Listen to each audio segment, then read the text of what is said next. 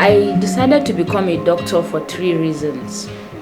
And there are many other reasons, but I will just measure on these 3 main reasons. And the first reason was something that happened as far back as when I was a child. And I was told the story of what happened concerning my health. My mother told me, or my parents told me about measles outbreak that happened at a time when I was small.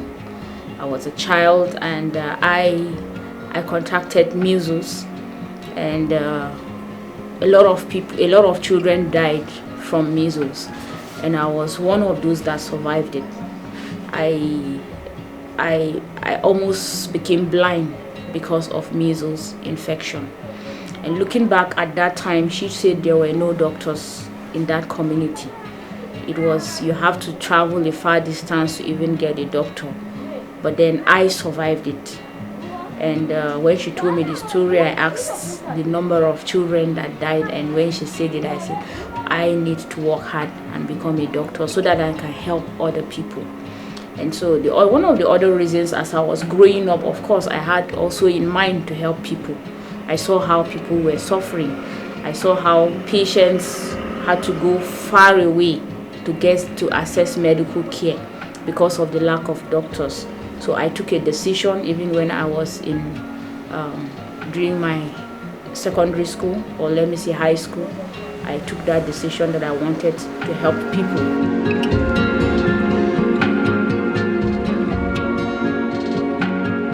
There's a slogan that health is wealth. Health is wealth.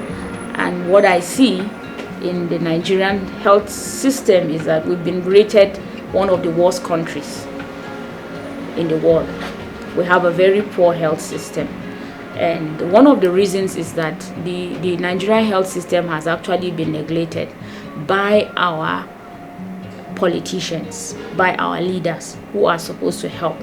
And it's suffering a lot of neglect, not because there are no policies on ground. There are a lot of good policies for us in Nigerian healthcare system, but its implementation is usually the problem.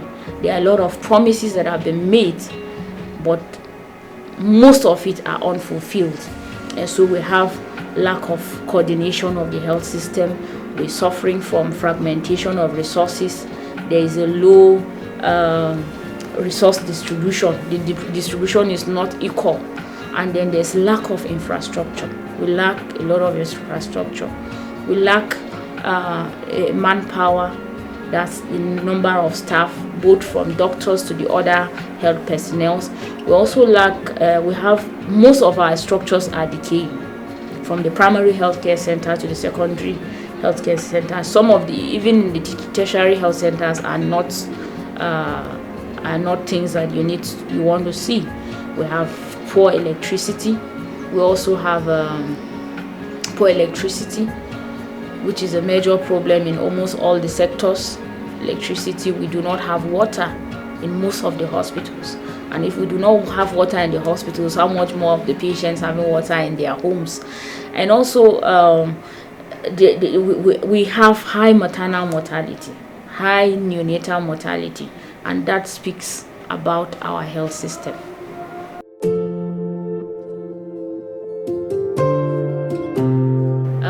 Some of the obstacles that we have in delivering healthcare in this country, in Nigeria, is that we face a lot of frustrations as medical doctors practicing in Nigeria.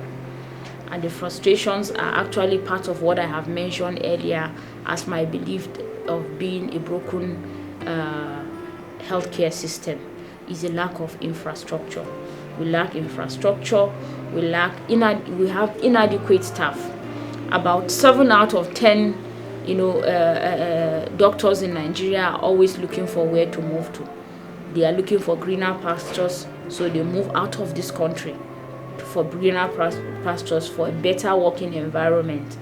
And so even as we are producing more doctors, the medical schools, including the private medical schools, are graduating doctors.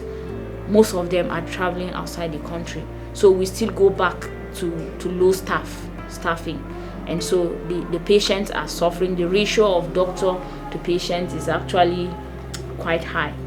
And then we also look at the inadequate resources that we have. Lack of equipment. We do not have equipment to work with. Most times we have to improvise.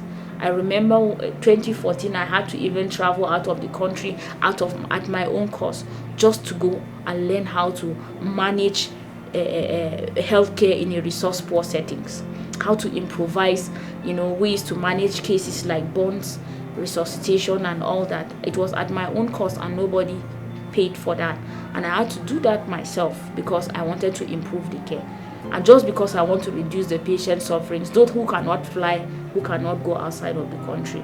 And then one of the major things that we are also facing in the country is the lack of the low pay, low income, that with all the resources that they are even trying to manage, the workload, the burnouts, we're not paid well. So it's actually frustrating that you graduate from medical school, even as a consultant, the pay is not enough to take care of you, it's not enough to take care of me, it's not enough to take care of my family, it's not even enough to take care of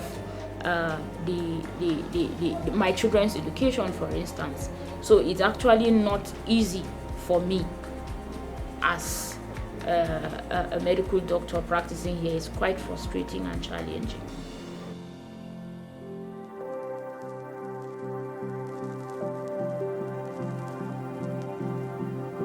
Well, if I'm to change anything, if I'm given the opportunity to change anything, is that I will want to make sure that I improve the human resource. I will improve the welfare of doctors. I will ensure a better working environment. For example, I was just to follow up on that, the challenges and frustrations that the doctors face is even in the form of hazard allowance. That a doctor has 5,000 naira as hazard. The work itself is hazard. We swear an oath that we'll even take care of ourselves, but at the cost of our work, if you're not lucky, you can have a needle prick injury. You can be infected with any of those infectious diseases. For example, the COVID-19 that came in as a pandemic last year.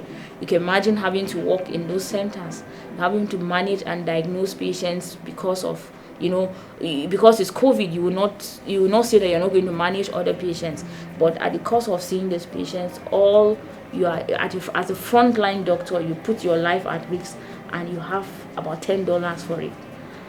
That's 5,000 naira in a year. I mean, in a month.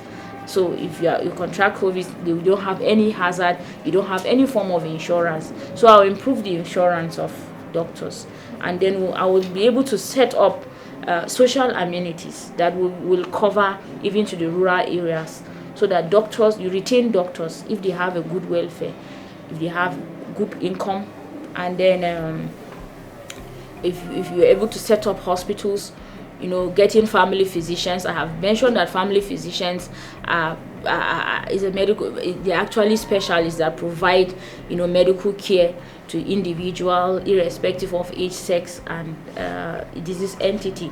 So if I'm able to set we have primary healthcare centers where we have family physicians to even manage those centers, it's going to reduce costs, because you do not need so many specialists to be able to manage a patient.